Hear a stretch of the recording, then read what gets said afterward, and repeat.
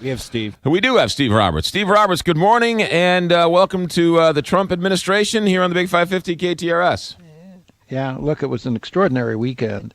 And there's no doubt that we saw a great many Americans deeply thrilled at Trump's inauguration. There are a lot of people here in Washington cheering Donald Trump, a lot of people around the country watching and feeling this was a new day.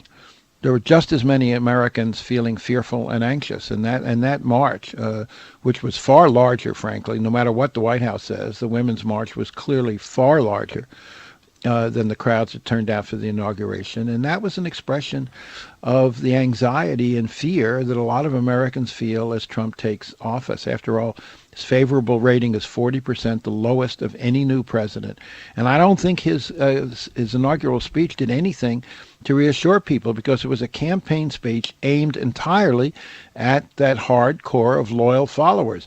But it did nothing to reach beyond that as any kind of gesture of unity or reconciliation. So I've never seen the start of a new presidency with the country this divided. There's a part of Donald Trump that is a bull in the china closet, which clearly many of his supporters like. And there's a certain some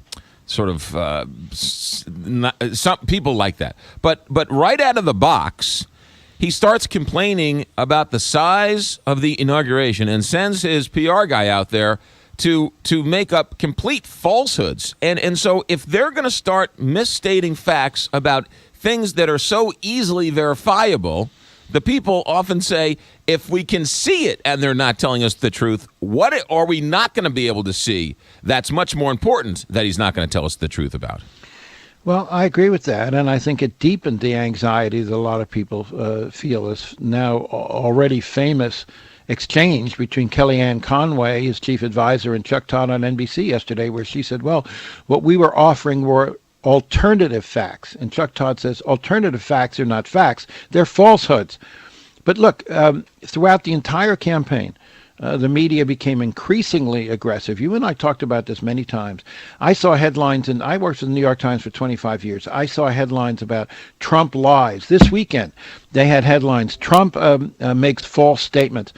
To his supporters, it doesn't seem to matter. To his supporters, he can't do anything wrong. They will just believe whatever he has to say. But for the rest of America, there is a deepening sense of anxiety. This weekend did not give people comfort. They didn't listen to Trump's inaugural speech and say, maybe I was wrong about him. Maybe my doubts are unfounded. The very reverse happened. They said, my doubts are not only well-founded, but I'm more upset than ever, which is one of the reasons why so many people showed up for the Women's March, not just in Washington, but around the country. He needs a strong man. First it was Ted Cruz, Marco Rubio, low-energy Bush. Then it was Hillary. And now it looks like the media is going to be the bad guy, and he's going to pick fights with the media. He needs a bad guy to blame for something. And there's nothing new about this. He's attacked the media throughout the entire campaign. Does it for three reasons, McGraw. One is because the media stands for the Washington elite, and it's been his foil from the beginning. Secondly, to the extent that he can undermine the credibility of the media, their ability to call him to account and do what Chuck Todd did over the weekend gets diminished, at least in the eyes of his supporters. The other reason is he doesn't need the media in the same way. I covered the White House for the New York Times during Ronald Reagan's administration. Reagan, on some basic level, needed the White House press corps to deliver his message, to be his transmission belt to the rest of the country.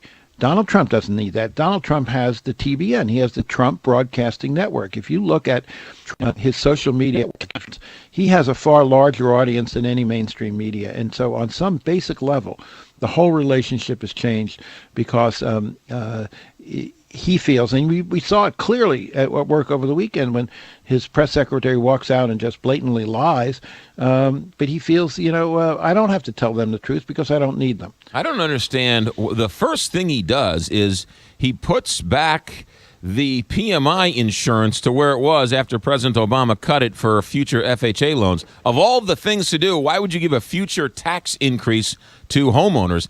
That doesn't make any sense to me just in terms of just pure politics. Yeah, I don't know either. What I do know is that we are entering a very different presidency than any I have ever seen, and I've been in Washington most of the time since 1964. You're part of the problem, Stephen Roberts. You're the Washington elite. There's no doubt that he would think that.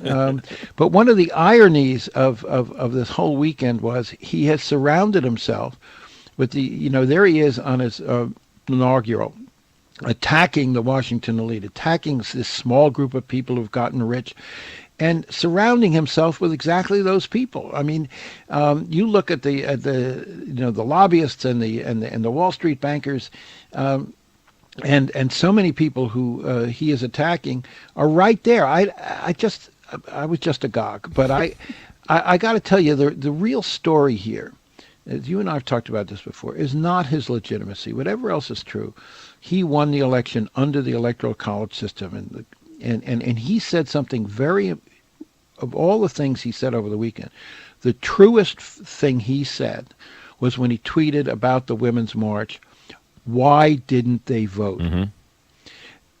The fact is that before this election, I didn't see anything like the enthusiasm, the passion, the fear, the commitment that I saw over the weekend. The fact is that one of the reasons he won was because another true thing he said over the weekend was, I outworked them. That's true. And if anything like the passion that we saw over the weekend of the Women's March had been poured into the Clinton campaign, she would have won. But it wasn't there. And a lot of those people who are marching now have a lot to answer for. Stephen Roberts, ABC News political analyst, the best in the business. Stephen, have a good week. Thanks for checking in. Okay, pal. 7:12, Antonio French, St. Louis City Alderman, is going to join us in just a few minutes. Stay right there. KTRS, St. Louis, R&R Sanitation Porta Potties, ladies and gentlemen.